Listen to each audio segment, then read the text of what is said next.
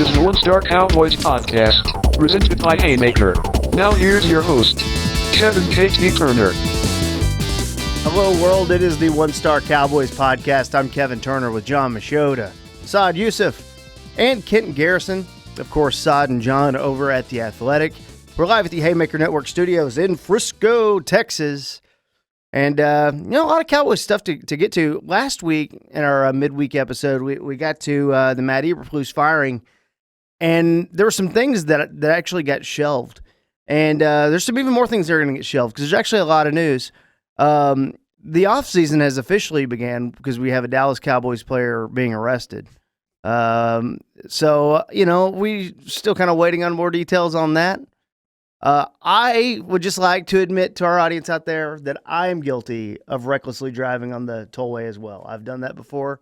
And if you're watching, you probably have to. So, want to just get a clean slate. Think we're fine there, short fine. These guys drive fast sometimes, you know? So, when I saw the report, I immediately thought the tollway. Of course. That's where that stuff goes down. But anyway, thinking of that, though, made me think of, I don't know if he said this on the record or off the record, so maybe I shouldn't say it, but I'll just say it anyway. Mike McCarthy, I remember, this is like 2 or 3 years ago, talking to like a group of us about how scared he was when he would come back after road games, when, they fly back right after the game's over, and when they land at DFW, obviously they're flying on their own, and so they're in a different whole area, parking lot and stuff like that, and just the way that the players would pull out and drive down the freeway after they left. Like, he was legitimately scared when he was talking about it. He's like, that's my biggest worry. Like, to the point where I'm pretty sure that the conversation was a lot about how, you worry about players, like the partying aspect and all that stuff like that. And that was totally secondary to him, to just how the players drive and things like that, which obviously is a big case and very common in memes about the Georgia football team. It seems like every time that there's some type of arrest or something for the Bulldogs, it's something speeding or whatever. And I'll never forget that, because you could tell he was legitimately concerned about that, and how he's talked to the team about it, and how it didn't really seem to have that big of an impact. No, and I've actually been clipped coming back from a Cowboys road game before. What? Yeah, this was like back in 2018 or something, because you come back and these are late night games. It was a Sunday night game, I think, that I went to, because when I was at the other station, like I would go on the Cowboys charter to some games, and I came back and it wasn't anything super bad, but it was Sunday night game, so you come back, it's like 3 a.m. and like John said, these players are just speeding, and then like it's a separate terminal, so you're all, and like there's this long road.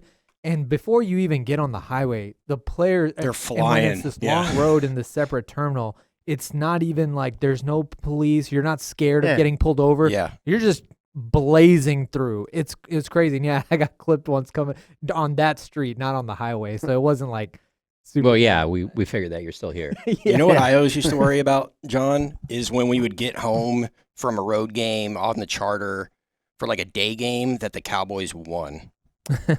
And they would just immediately go from the plane and be like, we're going to the club. And they'd all just speed down into Dallas. I'm like, oh, maybe we get some Ubers to pick you guys up and take you home, Did you go with them? I did. Did you go to the candle room? I was Dax +1 at Purgatory. Purgatory. Still no defensive coordinator.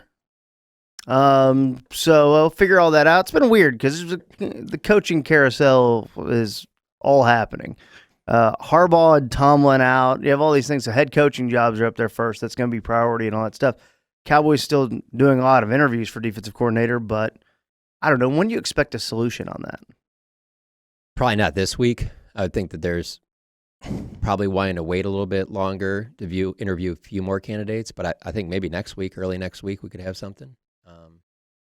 Out of all the candidates that they've either interviewed or scheduled to interview, I mean, I think there's a couple names that stand out among the rest that puts them in a good spot. I mean, they're going to get someone that I think will be pretty qualified for it, but I think there could be a little bit more of, let's see if there's something even better that might come available, sure, especially in a hiring cycle that includes openings of the head coaching jobs of the Baltimore Ravens and Pittsburgh Steelers. I mean, that's a big game changer if you're looking for coaching. Like, now, those jobs don't come open very often, and so I'm not saying that directly impacts the Cowboys, but there is a trickle down of movement that will happen when stuff like that happens because we see it in college football. It's not often in like the same cycle. You get like Alabama and several other big schools all becoming available at the same time, and that's becoming more and more common. So because of that, I think it would be in their best interest to wait a little bit. But if they have a clear-cut candidate and they're just going through the motions, then yeah, why wait? Hire that guy. Yeah, I also think Senior Bowl is really when you want to have your guy in place, and that's 2 weeks. You got 2 weeks before the Senior Bowl, and then the Combine a few weeks after that. So that's when things really get rolling. But they have time right now, and it's good that they're interviewing a variety of candidates. That's what we want. It's interesting that's your cutoff. My cutoff is the East-West Shrine game. That's just a me thing. What's your favorite just machination of all these head coach openings of something that would be fun? Like for me, I threw out before the show, Cliff Kingsbury reunites with Kyler Murray in Pittsburgh or something like that. Now, Cliff Kingsbury did an interview for the Baltimore job. I don't think Cliff Kingsbury is going to get a head coach job, by the way. I'm just trying to create fun. Is there anything you've thought of that would make sense? It would be interesting or fun. John Harbaugh to the Steelers. Oh, that'd be great. Just because you don't really see a coach that's a longtime coach then go to like their biggest rival. I don't think Mike Tomlin's going to coach this year, so that's the only reason for him. I wouldn't put him like going to the Ravens or something else, but he would be very interesting to me on any team. You could put him in any scenario, and I would be, well, maybe not the Titans. I'm not really interested in what's going on there, but just about any other one, I'd be fascinated by that. And then wherever. I don't think Mike McDaniel gets another head coaching job in this cycle, so whoever he is the OC for, I think is huge, whether it be a Detroit or Philadelphia. I think that could be massive, so that would probably be the other one. Yeah, you stole that one from me. For me, it's not really the head coaching job. For me, it's the OCs of the Eagles and the Lions, because if Mike McDaniel gets one of those or whoever, those two offenses are so talented, and those two teams are such contenders that hire, a head coaching job like John Harbaugh, say, getting the Giants job, I think that in the long term changes the culture and outlook of that organization. But in terms of 2026, if the Lions and Eagles get the OC job right, I mean, that's an instant, not just playoffs, that's Super Bowl contender. So no Mike McCarthy in this cycle? Oh, no, he could be. There's 8 openings. There's a lot of openings, so it just I could feels see like him getting the Titans. I could see him getting the Giants job.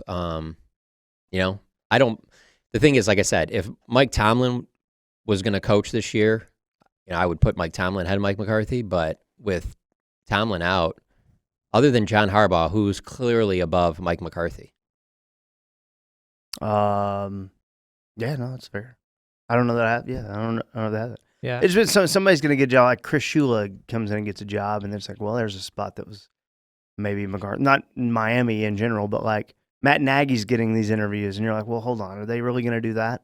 So there are a bunch of names that are going to get thrown out there that just kind of moves him down a peg. I think Vance Joseph could be interesting too. Vance Joseph, yes. Yeah. Flores. The time of his life. Our defensive guys, Flores. I'd be interested if the Cowboys were going to try to interview Raheem Morris, just to see, but who knows? We'll find out. A lot of interviews and stuff going on and things like that. You have Jonathan Gannon, former Cardinals head coach, that they're interested in him. We had a meeting with Zach Orr, the DC for the Ravens, and North Texas great. So everyone just remember that he went to UNT. But that's all we should do. I've got an exercise for us to do today, guys. Not physical activity, don't worry. It's a little should they stay or should they go, looking at the Cowboys' unrestricted free agents. And I think our goal here today is to get to 5 or to 6 of these collectively, okay? So we might have to have a war room argument type thing. So 5 or 6 names, and let's see if we can stick there and pay a reasonable price for these guys. Starting with, we'll just go alphabetical order so that we're not leaning in terms of favor of anyone. Hakeem Denijay. Okay, so yeah. Is anyone trying to put their? I'm not saying we all have 5 votes. Is anyone interested, or Yeah, I'm very interested. Okay. There's not a player that you could tell me that I'm not interested in. I tell people this all the time. Oh yeah, just tell me what the price is. I can find at any guys. price. I can retain any player. Corey Ballantyne? Yeah, at the right price if they really want to have him back. I don't know that he's done enough that they would want to, but you get cheap enough, yeah, absolutely. But for this exercise, I'm trying to get us down to 5 here. Corey Ballantyne, let's go. I don't know how many names that you're putting out there, but yeah. 16 names I'm going to throw out here. And you want me to keep 5 or 6? And we're going to try to get to 5. Okay, I think Adeniji will probably be on there for me. Okay, let's get Ballantyne out. I think he's good depth. Yeah. Jadeveon Clowney? Absolutely. Yeah, no question. Again, the only issue can be if you're getting into a bidding war or something. I don't expect that to be out there. And I don't really think that I would want to get into a bidding war that eclipses a certain price tag. But by default, yeah, absolutely, Jadeveon Clowney. And as long as he agrees not to wear number 42. Yeah, that was weird. Yeah. Well, I do think that he really liked it here and he wants to stay here, but that's not knowing what's available on the open market. It only takes one team to throw him some massive, 2-3 year deal that everyone's like, "Are you serious?" Right? And he's like, "Oh, obviously, I'm taking this." What do you guys want me to I've do? always loved Nashville. A lot of teams. It's kind of like when DeMarcus Lawrence went to Seattle. It was like you were never going to pay that price. Yeah. So a lot of teams are going to have just a bunch of extra cap money they need to spend anyways. So, Dante Fowler. Again, I'm not super interested, but there's a price on a 1-year deal. No doubt I can bring him back. We have 5 premium positions here, 5 premium spots. Out of everybody, I'm keeping these keeping them all open in my head right now. And so far, the only one that right. is a must is J.W. and Clowney. But go on. So doors open, though, on these 3. Yeah. We got it down to 3. C.J. Goodwin. I'm personally ready to move on, but that's no offense to him. He's like, I just don't. Everybody loves him in the locker room, and he wouldn't cost very much. So that's just an easy in or out on that. We'll leave the door open. Brock Hoffman. yeah, I mean, Door open. yeah. I mean, he's going to be back. Yeah. Brock Hoffman and TJ Bass are unrestricted. They're going to do enough to keep both those guys. Robert Jones. Yeah, you can move on. I'm not trying to. We'll just move on. I'm just shutting the door on Robert Jones. Yeah. I'm going to shut the door on Kenneth Murray. Yeah, that's very fair. Well, obviously we're All going. right, you came up with somebody that the dollar amount would not interest. See what Yes. I'm telling you? Good, okay. Maybe this. You did it. You did it. It's honestly the first time ever in my life you came up with somebody. Okay, that's fine. Maybe the list of 16. Actually, we get it down to 8, and then we're going to have to get it down to 5. You know what? I take that back.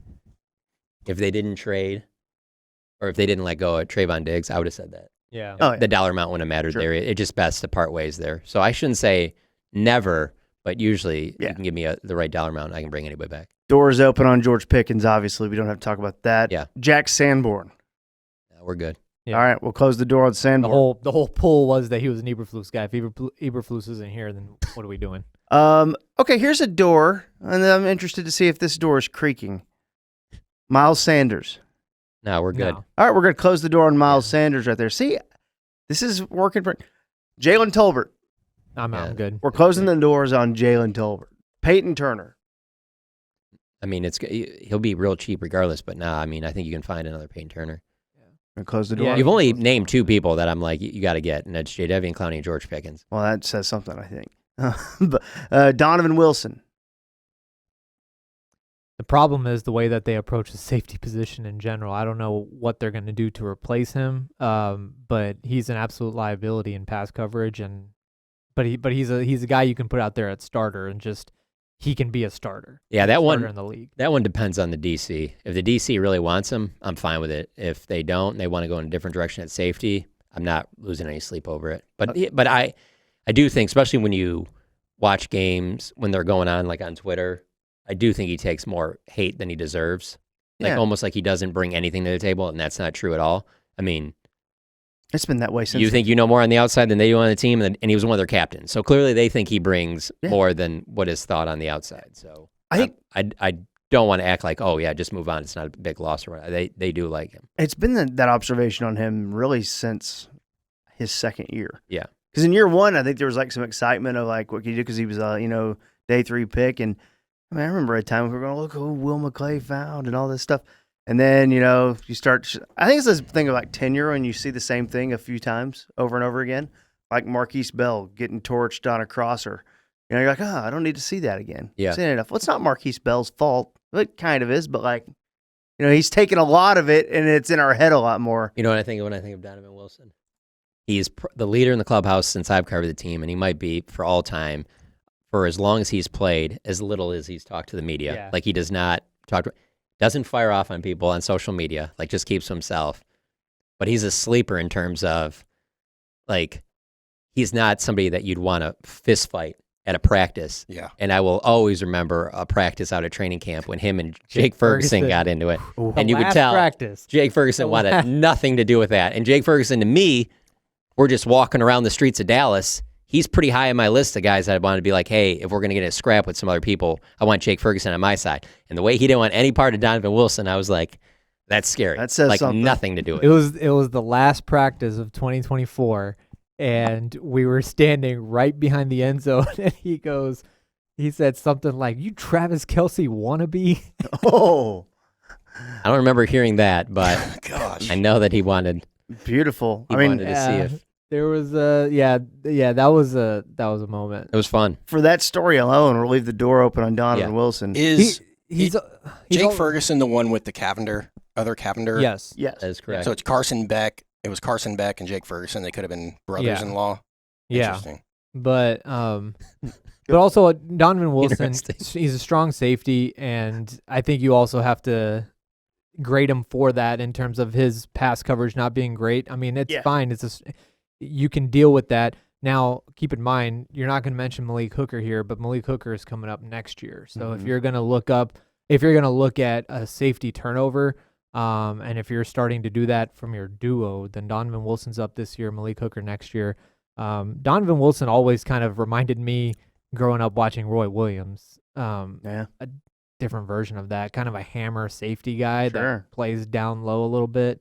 So Javonte Williams, clearly the door's open here. So we got 3 guys now that Oh, hold on. My list is still at 7 or 8. And Sam Yeah. Williams is our last one.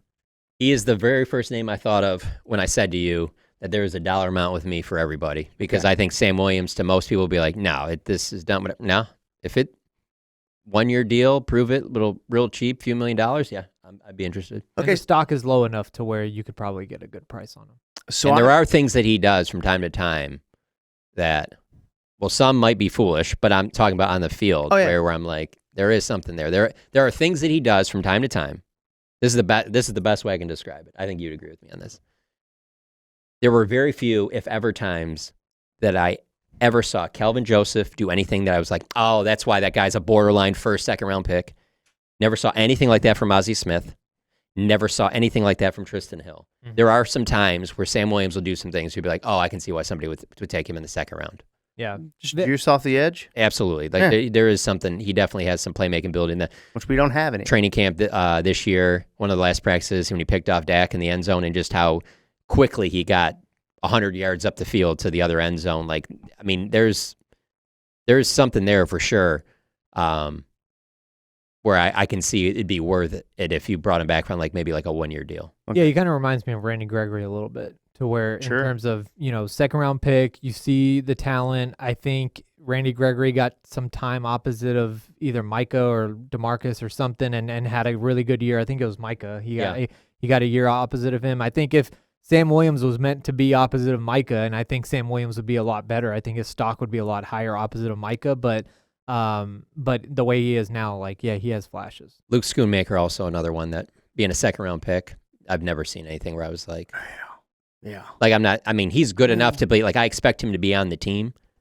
I think they're 3 tight ends. Well, yeah, They're set. Yeah, they're yeah. set. They don't really need to add another one. They'll probably have 3 on the 53. If those 3 guys stay healthy, then he's on the team. But there's never any flash that he's made where you're like, oh, I can see why he'd be a second round pick. Yeah. We were all asking that question the day I got drafted. I thought we were like, do we really need a second tight end right now? Yeah, It was but tight end is a weird one, because there are things that, just because he didn't maybe flash as Brock Bowers in college, there are things that certain Jake Ferguson's a 4th round pick that coaches see, and they're like, hey, but I can utilize him like this, and he blocks, and he can do these other things. We could really turn him into something. And just use those 2. Yeah. Just use the 3 that's in the room. Jake Ferguson, 4th round. Luke Schoonmaker, 2nd. Brevin Spanford, undrafted. There's nothing about Brevin Spanford that thinks he should be undrafted. That guy should absolutely have been a draft pick.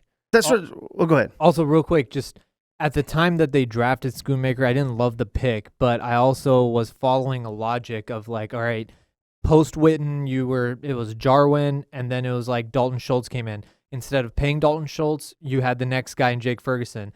I thought it was probably at the time I thought they were leaning towards maybe, all right, once Ferguson's done, we're gonna let him go. Schoonmaker's gonna be the next guy in line. The fact that Schoonmaker didn't show anything, then they had to pay Ferguson. I think that's what kind of throws off the whole plan at tight end a little bit. Because Schoonmaker to me now is just from the outside looking in a clear number 3 now. I think Spanford is 2. And this is where, draft philosophy can go all over the road sometimes. But I do think like there's a big discussion about, well, you don't just draft for need, go look at your board and all that stuff. I do think need becomes way more important when you've already paid your quarterback. And they had at the time. They were still in the first DAC contract. But I think like teams on rookie quarterbacks, yeah, you can kind of mess around and get ahead of some things and do some things like that. We had at the time, the Cowboys had a need on the offensive line that was kind of glaring. It felt like they could have used a guard. And, it's not like I'm not doing the whole, you can go back and see who was drafted. We can do that with every draft pick in the history of the world. I'm not doing that. It's at the time going, oh, that's an interesting thing to do right now at this time where this team is. But whatever. I've got us down to 9 names now. I'm trying to get to 5. If we need to burn one on a franchise tag, we can. So what are your 9? Oh, I guess I should have put Brandon Aubrey on here as well. Yeah, he's restricted, so you wouldn't. It was restricted, so we're good. Okay, so what I would like to do is run this by you. Let's go ahead and get rid of C.J. Goodwin. You guys okay with that? Yeah, if you're he's going to probably be on the team, but okay, sure. Oh, man. But now it's stopping me from getting to my 5. All right. Doesn't their draft mentality have a lot to do with this, too? How so? Free agency comes Position first. depth in the draft. How easily can we replace a guy this good or better in the draft? Sure. I'm thinking of Donovan Wilson specifically. Okay. Yeah, that for sure. But I think Donovan Wilson has a lot to do with whatever the next defensive coordinator wants. Yeah. Because when I think of Sam Williams or the Dante Fowler or Jadeveon Clowney, that's 3 DNs right there. You're super thin at DN. So that's why you can make a case for some of those guys. It's different going into last season. You were pretty deep at DN. Okay, so they're not keeping 3 of those guys, so let's get rid of one of those guys. Out of the Fowler. DNs? Sam Williams, Fowler, Clowney. Fowler would be my pick out of the 3. Let's get rid of Fowler. Really, I understand you're trying to get down to 5, but I'm just saying there's only 2 that are really, and it's really Clowney and Pickens for me. Mhm. Yeah, I would also put Javonte Williams in there. Yeah. Well, it feels like that's a done deal. Not a done deal, but they're going to. Yeah. Yeah. So that's Work on a 3, deal so with you him. only have 2 spots open. So I've Is what we're trying to get at. Javonte Williams, Pickens, Clowney. See, Clowney, I think, could be least likely to stay, though, because of another team and him doing the whole, we'll take more money. Yeah. But we don't know what those teams are offering for this game. So we're at 3 right now, and you want to get to 5. So we need to get rid of one of Brock Hoffman or Hakeem. Yeah. Adenijay's gone, yeah. Adenijay's gone. Okay, there we go. See, now we got 4. Down to 8 here. Honestly, this would have been way easier if you just read off all the names, and I could have just told you right off the bat. It wouldn't even be difficult. But go on. KT. Yeah, I'm sorry. I feel like this is a segment that you did on another show where somebody got frustrated. Maybe. Yeah, I heard this on the Eagle the other day. Actually. No, our segments are 6 minutes long. This has gone about 36 minutes. All right, so whatever. We got down to some people they might keep. Moving on. You did all the names? Hmm? You did all the names? What do you mean? You read off all the 16? What? Today? Right now. We're done? And so we didn't get to 5. We only have 4. I know, but I'm at 8 on the list right now. My mind is I'm in a confused. pretzel. Yeah, sorry, listener. It is confusing. This is why this is a 1-star podcast. You got some unrestricteds in there. You got some restricteds mixed in there. Yeah, it's terrible. That's what I'm saying. Brock Hoffman, TJ Bass, Brandon Aubrey are all restricted. So they're all here. Yeah, I expect them to be back. They're all here. Okay, good. I did take, and this is just my way of shifting the blame off somewhere else. Okay. I did take a tweet from Bobby Belt listing all the names. Okay. And that's how I got here. So this Damn is it, on you, Bobby. Robert. Oh, my God, Bobby. Blame Bobby when in doubt. Blame Bobby Belt. In fact, everyone tweet that out right now. Hashtag blame Bobby Belt. And if you want to text it in to 214-787-1053, they'll probably see it on their text thing, I would imagine. Okay. By the way, we're not going to do picks yet. Okay. But a little bit of everyone just keep your off-season plans open because you might be taking a trip to Topeka. Things have shifted Things are heating up with 7 picks left. I don't want to do the Jerry's today. We have some Jerry awards. I don't want to do that. Kent, do you have that? Do you have the ability to pull up John's tweet from the other day and I do. throw up the X? I do. There's a new segment called Throw Up the X, and I like that John has put a tweet out there on The Athletic. Look at that open. If you're listening on the audio side, you can check it out on YouTube. If you want to see the video, see everyone's face on the at the Haymaker Network. You can go follow and subscribe that. But we're going to throw up the X. John put out a tweet last week, and I went and gathered some of the responses as well. And John, one of your tweets, because you have a lot of tweets, by the way, dude. Wow. This is from 9 days ago. What is your dream scenario for the Dallas Cowboys with the 12th overall pick? And that got 540 responses, 186,000 views on Twitter X. You are an algorithm machine, dude. So I collected a few responses. Response 1 comes from Go F yourself. Big John Daniel. Big John Daniel, what is his dream scenario for the 12th overall pick? And he said a different GM. So he's taking it seriously. I actually know Big John, and that's a good guy, so it's fine with it. G Butter Smooth weighed in, John, and he says any of these would be fine. Now you just said dream scenario, so you're asking for 1. He gave 6. Arvell Reese, Oklahoma State, Reuben Bain, Caleb Downs. There's where the safety thing could be interesting. If he were to fall at 12. Yeah. Amazing, yeah. Keldrick Falk of Auburn, David Bailey of Texas Tech, and then Peter Woods, defensive lineman of Clemson.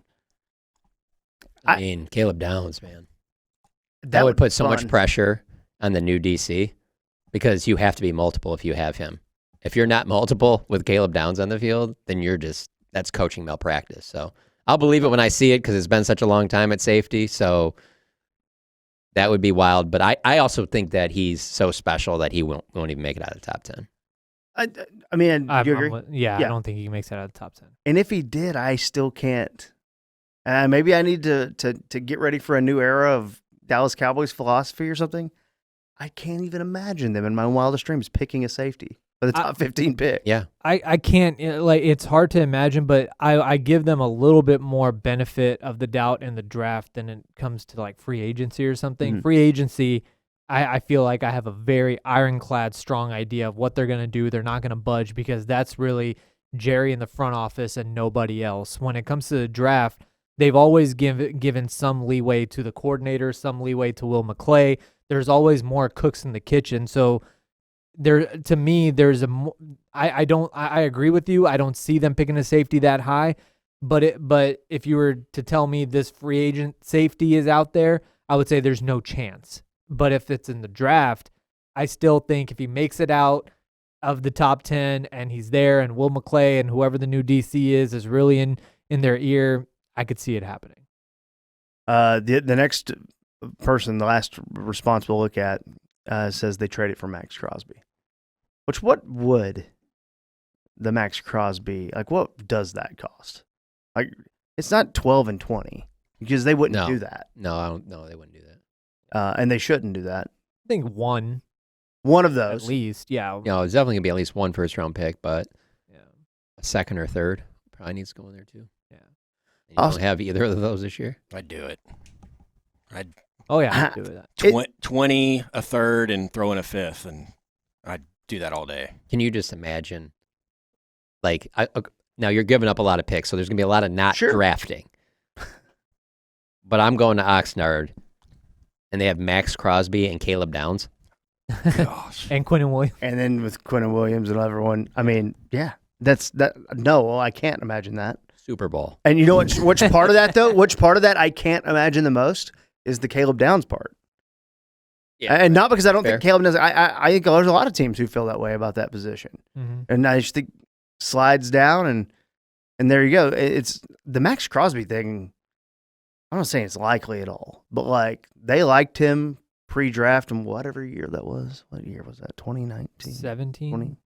18. I have no idea at 18, this I point. think. The years are, but like they liked him a lot, and I kind of thought they were going to go that direction, and I think he was off the board before they picked. But like that's something that I think I could see them doing. Anything the Cowboys do, like a trade out of nowhere, that's how I think they would probably. The only thing I'll say is the health thing. There's a health factor in there. How do you feel about what he's going to be going forward? Whereas, let's say you can get a D end at 12 that they might look at as, we think he's going to be a really good player. Won't be on that level, obviously, but we also have him under contract for 5 years, and we love the health and think that he's going to be really good for a long period of time. Obviously, it's not Max Crosby, but then you get that player at 12, and then let's say Ruben Bain, and then you don't have to give up all the draft capital to get Max Crosby, and then you also re-sign JW and Clowney, and all of a sudden defensive end looks a lot better. Yeah. Do you like any of those defensive ends more than the other? I love Ruben Bain. Yeah, and I think they would clearly love him too. These defensive ends are kind of weird right now, though. They're all a little bit different. Yeah. I know everyone loves David Bailey. I like David Bailey too, but I also don't think he's getting to 12. Yeah. I'm very biased, though. I mean, I'm a Florida State fan, so I've seen Bain play a lot against them, and he's a monster. I mean, you saw him wear out Ohio State a little bit, and we'll get to see him against Indiana. I can't believe Miami and Indiana is the college football championship. Yeah. It's crazy. I also think that I'm expecting a pretty big jump from Ezraku next year. Mm-hmm. Like the way that he played as a rookie. On the field? On the field, yes. I was going to say, I don't know if he should be jumping. Yeah.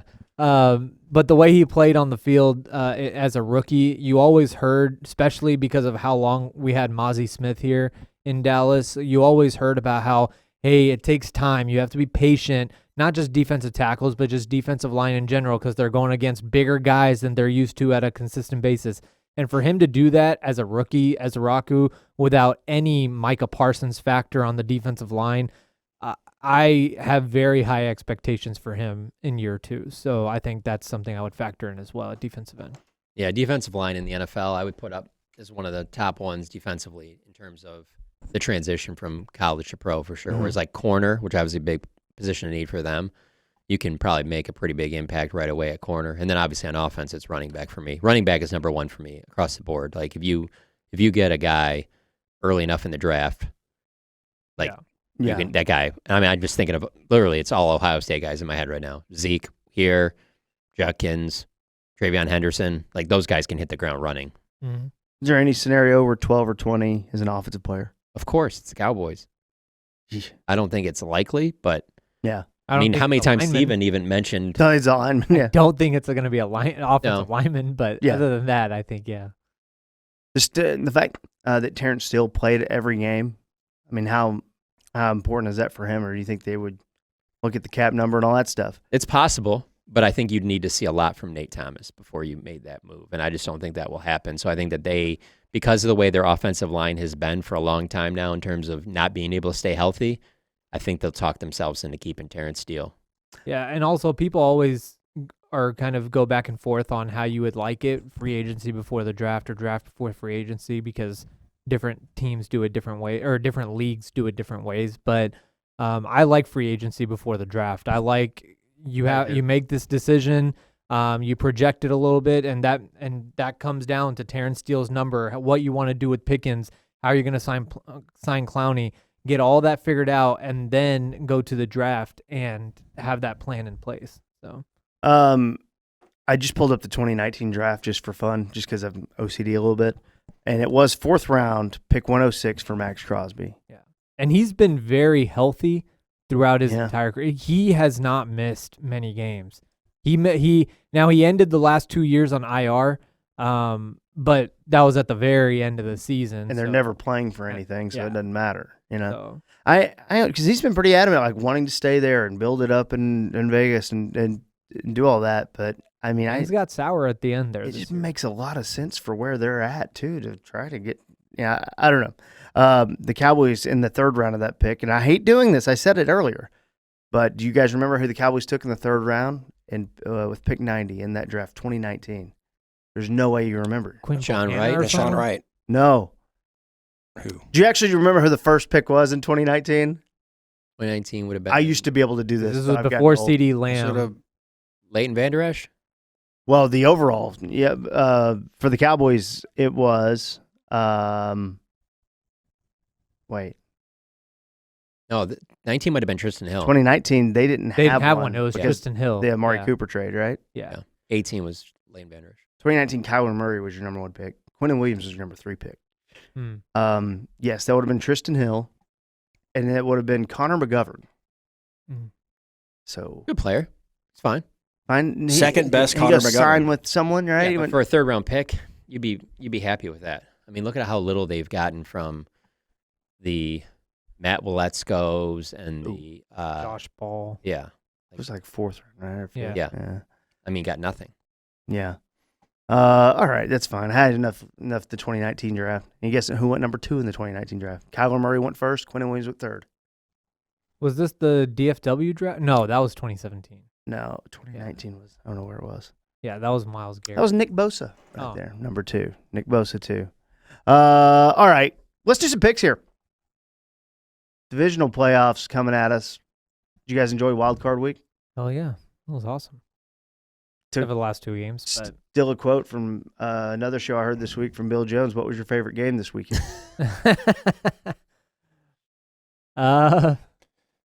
I don't have favorites. When you've been doing this as long as we have, you don't have favorites, Yeah. KT. That's true. You're a professional. Yeah. You have integrity. I think it's clearly Bears Packers, but yeah, of whatever. course. Bears, Packers, and Panthers, Rams. Really good too. So we're going to let me just update the standings here. John, first place still. So sitting comfortably. There's only 7 games left in the NFL year.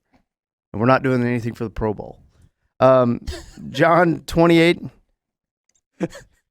Sod, you and I have moved up to second place at 26. Kent, Okay. What happened? what happened is you went 1-5 last week. Oh. And so Kent's at 25. But you got that Panthers cover. Yeah, I did. I took Carolina. You had the Panthers covered, and that's it.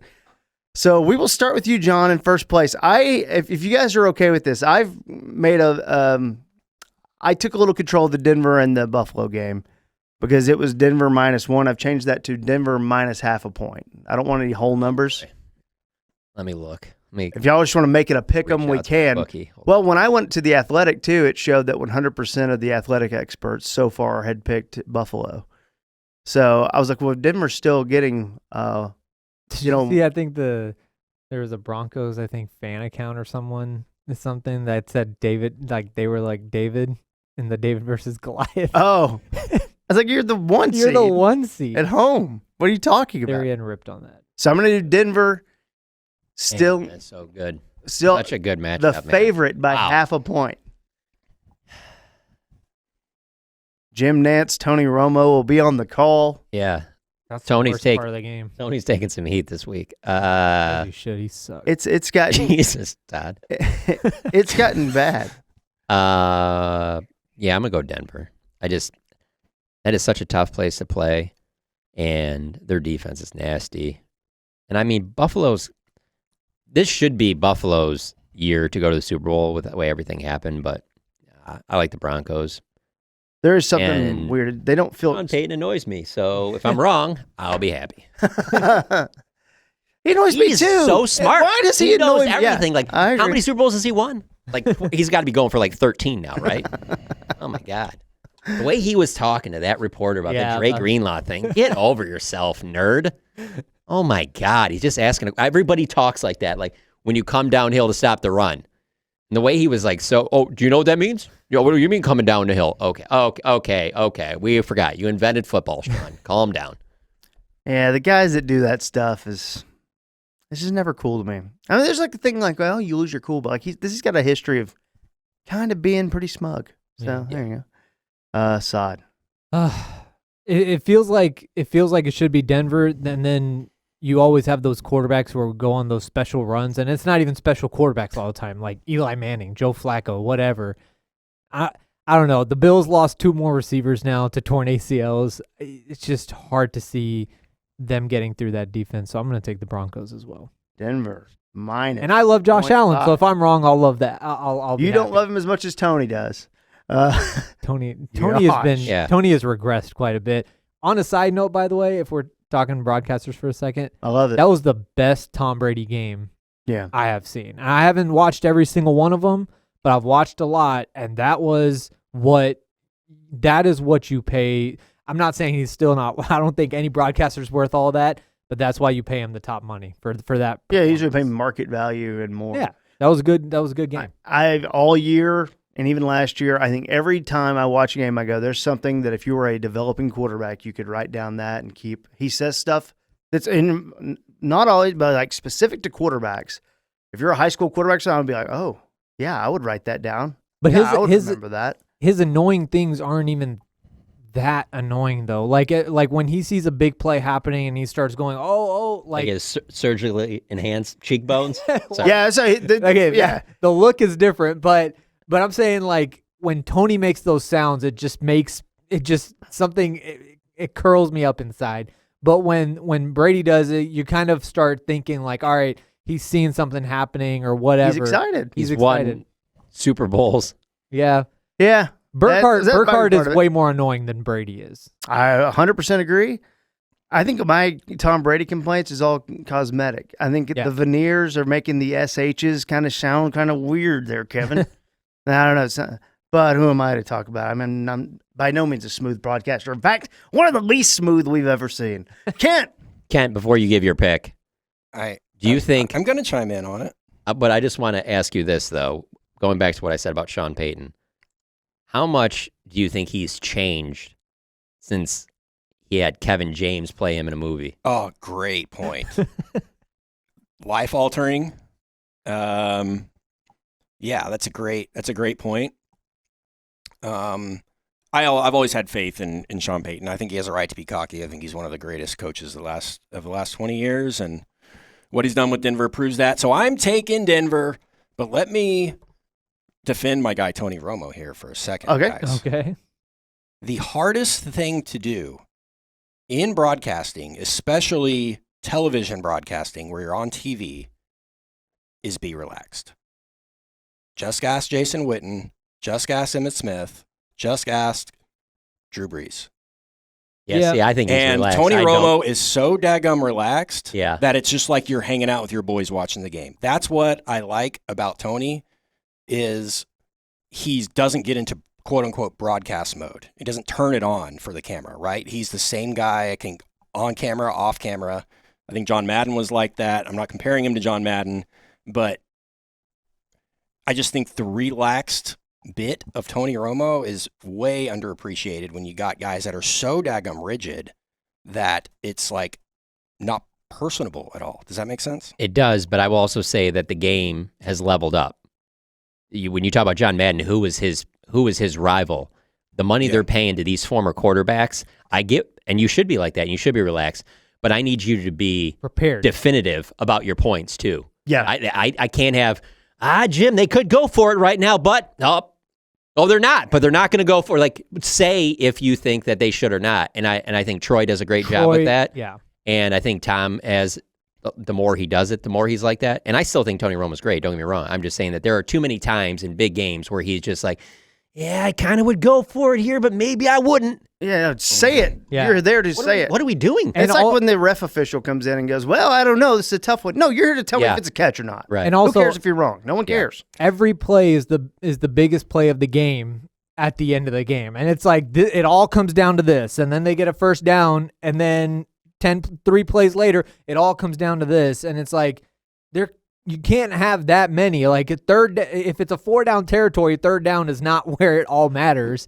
And it's a little annoyances, but I also think Troy to me is the best that I have heard in my watching career. And I include John Madden in that and all that stuff. And I love John Madden, but ever since I've been watching football since like 2022, Troy right now is the best that I've heard. He's consistent. I am a kind of a Collinsworth guy too. I think Collinsworth is real quick. I've gone back and watched way too many old Cowboys games because I'm a loser, but a lot of stuff Madden did would get destroyed today. Yeah, I agree. You circling turduckens and stuff like that, when people want to know football now, like that stuff would not fly all the time.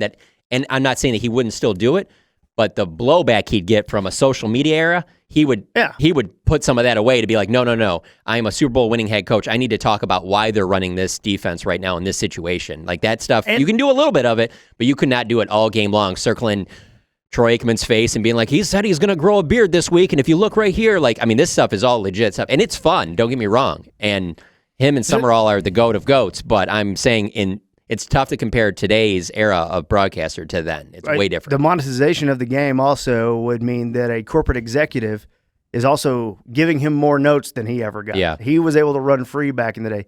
The amount of consulting these guys have to deal with is probably nuts. Great for Nate Newton. Last thing I have on this, though, is how weird it felt for Troy and Joe to be calling Steelers-Texans.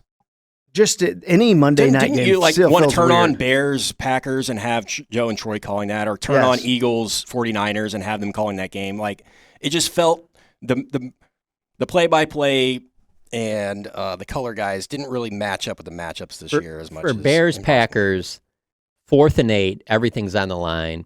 Caleb Williams rolling out like that. You got to have Al Michaels on that call. And Herbie. And you want the college guy Herbie there. Hey, rolls out, complete. and hey, to be fair, Al is a goat too. It just, you can tell where he's at now in his career. It's not. Yeah. I don't think he's that excited about calling these games anymore. Yeah. Would you rather have Joe Montana right now or Tua? I'd take Tua. You know, I would also say I'm just getting real frustrated with my NFL watching. Why do I have to go to a different streaming platform after each quarter? I'm just not sure. I think we've gone too far. Wait, you're telling me after the first quarter I have to flip it over to Amazon and then you go back to CBS for the third quarter? Is anyone following me here? I said this to KT, Am I but screaming into the abyss? we got to find a way to get Kevin Harlan one of these playoff games. I think he does it on radio. So Yeah, I know he does it for Westwood One, but we got to find a way to get him on national TV. He's the guy. He's so good at play-by-play that he sounds like AI to me. Like he sounds like a video game. He's so good. I'm taking Buffalo. There you go. It's our year. No Mahomes, no Burrow, no Lamar. I'm taking Buffalo. You have Josh Allen. You have Bo Nix. I'll take Josh Allen. Let's go to Sod. I mean, you could have Aaron Rodgers. The other guy can have C.J. Stroud. But if your defense is that good, you can fumble 5 times and still win. But sorry, go on. Seattle 7.5 point favorites. Feels like a lot. It does feel like It does feel like a lot. Sod. I want you to go first on this. Okay. I went before you last. I'll go San Francisco plus 7.5. Okay. Even with the Kittle injury. Okay. I'm gonna go San Francisco as well. But I expect Seattle to win the game. I just don't think it's gonna be by 7.5 points. Kent. Yeah, give me San Fran to cover. John, will you be the lone Seattle guy? I want you guys to have a chance to catch up, so give me Seattle. All right. There is also a belief that I have in Darnold sports betting that whenever you think that the line is ridiculous, they know something. Roll with it. So yeah, give me Seattle. Well, you think the Kittle thing's just too devastating? Maybe that, or maybe just the matchup between the two. There's something there.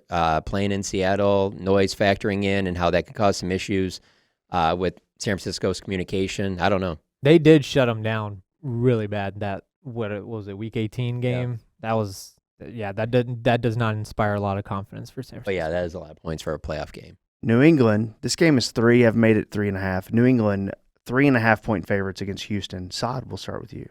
Give me New England. Yeah, I think the Texans defense is legit, but I think Drake May's the real deal. Kent. Yeah, Drake May. I have something about this game is not a night game, and Mike Vrabel, as a coach in the playoffs, has yet to win a day playoff game. He's only won night playoff games, and I think that Houston defense is actually good enough to go all the way. So I'm taking Houston plus 3.5. And John, you're last. Yeah, I hate picking road teams in the playoffs, but yeah, I agree with you. I think the Houston defense is too good, and I like Drake May a lot, but there was a little, I don't know, deer in the headlights maybe a little bit in that first game, and now that the stakes are only higher, just because he's so young, give me the Texans. It is tough though. Bears at home against the Rams. The Bears are getting 3.5 points. A 3.5 point underdog at home to a team that just beat the Panthers by 3. I have some questions about the lines this week. Not the Lions, the lines. I will start first, and I will go ahead and tell you, though, I think... You sounded so confident. And then I just started to remember like how ass the Bears looked for about 3/4 of that game. And the confidence that you can have in a comeback because of the team you're facing, because you've seen them so many times. Getting the points. Bears I think plus 3.5. one of the craziest Ugh. stats. One of the craziest stats that I saw this week of all the wild card action that went on is that in the 3 games that the Bears and Packers played each other, the Bears took 0 offensive snaps with the lead. 0. And That they just- went 2-1 against the Packers, but Come they on, took man. 0 offensive snaps with the lead. That's incredible. Come on, Ernie. Oh, it hurts. Bears plus 3.5. I'll give them the points, and have a good time. John. I'm Team Stafford. I knew it. I Give knew the it. Rams, I knew baby. it. Rams minus 3.5. I love how I've watched his entire career. Yeah. Going back to Georgia, and have rooted for him throughout. And I always love when things happen and how much credit everybody else gets. And it's just like, well, if you go back and connect all the dots, there's somebody that this all leads Yeah. to. But it's always like, look at this catch by Higbee. Look at this catch by Beckham. Oh my God, how great is Puka Nacua? How great is Cooper Kupp? Calvin Johnson? All this. I'm like, man, that's weird. Nate Burleson was great. He got Kenny Galladay paid. Like, Yeah. the dude's amazing. Like, Sod? Yeah, give me the Rams. I think. and he has to deal with Kelly. Sorry, go ahead. Yeah, give me the Rams. I don't want to do a podcast. I really hope this is not Stafford's last year. I really hope No he comes way. back. There's no way. Yeah, I don't think there's any way. And I think the way that he's playing is phenomenal. I think the fact that the Rams somehow now have a 2-headed monster in the backfield with Kyron Williams and Blake Corum is unfair. And then on top of that, Sean McVay is just elite. I mean, Yeah. he has Devontae Adams, he has Puka Nacua, and then all of a sudden he's throwing out 3 tight end sets and moving the ball down the field with that.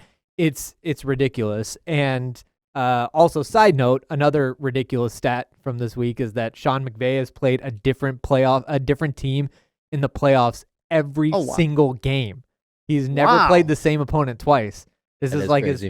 his 16th playoff game, 16 different opponents. Cowboys. Or one of them. How about that? But anyways, yeah. So the Jay Rams. Yeah. give me I the haven't Rams. heard a lot of this like ever come out, but I guarantee you behind the scenes when that trade happened and the idea of putting Stafford with McVay, the rest of the league had to be so pissed off. Yeah. Like, oh, they were hanging out in Cabo together. Oh, it's Come tampering. on. What are we doing It's absolutely tampering. here? It worked out well, though. Worked out fine for both. Yeah, Yeah. Sort of. They're still working on it in Detroit. they are. They are. Kent? It would be nice to have Matthew Stafford still, but yeah, go ahead. Yeah, I'll go Rams. Wow. Okay. I always thought Kent was more of a I don't Bears know that, guy. I don't know that Ken has ever picked against the Rams because of that Ram It song. Of course. That is a great song. It is classic. Who'd you take? Casey? I took the Bears in the Okay. points. Okay. I know who I want to win that game. So, all right. Oh, you there don't it want to is. see the Bears go on like a long run, like a dynasty, 3 Super Bowls in 5 year type thing? It just feels like we're on the cusp of something really, really disgusting. Wait, can I ask you a question? I don't want it. Packers fan. Yeah. What's your take on the whole Ben Johnson thing? Oh, I love You got. I love right? Ben Johnson, and the reason I know that I'm going to hate Ben Johnson is because I love Ben Johnson. Okay. My point. Like, I as a Packers fan, I hated Randy Moss, Yeah. and I'm not dumb enough to realize that he's the greatest. I think he's the greatest wide receiver ever, honestly.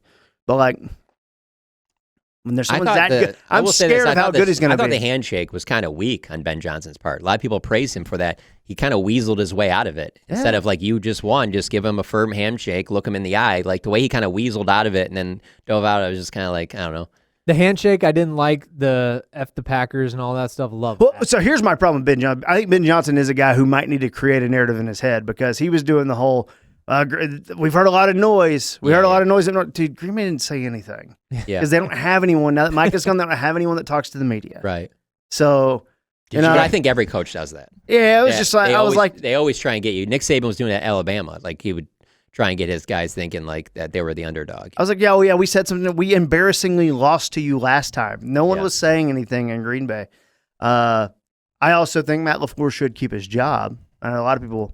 I mean, that's the thing. We live in a caveman society where if you don't get to where you want with your team, it's fire the coach. Would you rather have LaFleur Mike Tomlin, or John Harbaugh, LaFleur. And 100, like, unequivocally. or Cliff Kingsbury, Are there things that need to change? Yes. or Mike McCarthy comes back, No. or Jason Garrett. And the only thing that I would take as a possible upgrade would be hiring Jeff Halfley, who might go get a job. If you think he's a long-time Mike head coach McDaniel? type, and Mike McDaniel at OC, because I Yeah. think that would mesh well with what they're doing on offense. But I think that's what the Cowboys probably wanted with Robert Saleh, Mm-hmm. that you pair him with Schottenheimer. Shoddy, and that would have been great. yeah, That would have been something to do. But they did something. They did something. And I'm a believer. I'm on the shoddy train. So The Schottenheimer stuff is fine. For me, it's this defensive hire. I like the process that they're going through this year a lot more than they did last year. That's not anything against Schottenheimer at all.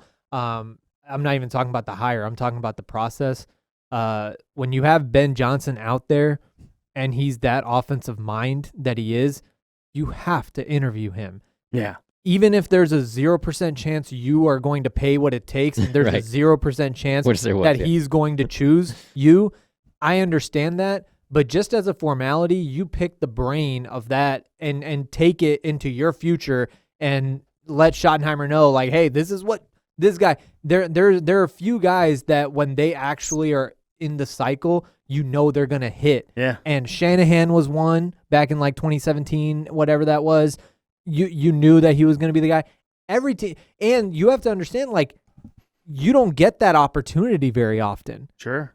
Head coach to interview a head coach, like you. So I like the fact they're casting a wide net. I don't know who they're going to hire at DC, but they should interview everyone. Yeah. No doubt. You think there's enough time to interview everyone? No, but they should interview a different pool of candidates. Like it should They haven't be. talked to me at all. I would like to have. I've got some ideas for the defense. Yeah. And I want to run a 110. I don't know what I'll do Right. on game day, but I can get the guys going during the week in the meeting room. Oh, you can get them fired up. Get some Yeah. speeches. Get some PowerPoints. Yes. Show I'll a be couple ready for YouTube that. videos.